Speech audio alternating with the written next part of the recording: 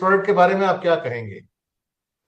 आप एक तो ये कहेंगे कि ये उन बच्चों के लिए है जो 24 महीने से कम है, और उन यंग चिल्ड्रन के लिए है जो 9 महीने से कम आयु की है।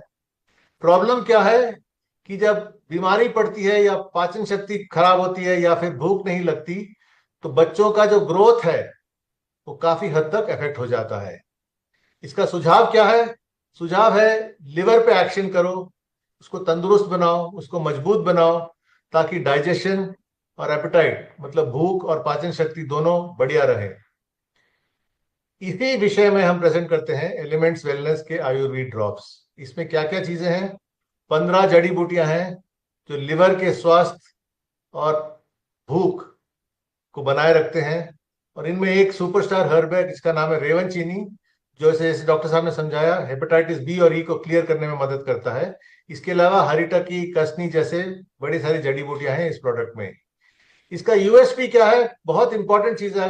अगर आयुर्वेद ड्रॉप्स में आपको एक ही चीज याद रखना है, वो ये है कि इसमें रेवन चीनी है। जैसे कि दीवार का डायलॉग है, मेरे पास बंगला है, गाड़ी है, शशि कपूर कहते हैं कि मेरे पास माँ है। कोई भी आपको किसी भी प्रोडक्ट, शिशु के प्रोडक्ट के बारे में बात करें, आप कहिए कि मेरे पास रेवन चीनी है। और रेवन चीनी पे जो स्टडीज किया है, वो सिर्फ माई लाइफस्टाइल के पास है ऐसा रिसर्च, और किसी भी कंपनी के पास इतना बढ़िया रिसर्च नहीं है रेवन चीनी के ऊपर।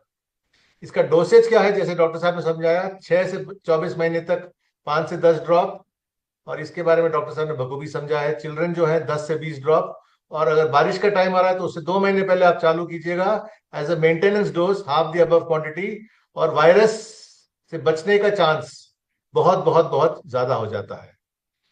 तो ये रहा आयुर्वेद ड्रॉप्स का एलिवेटर स्पीच।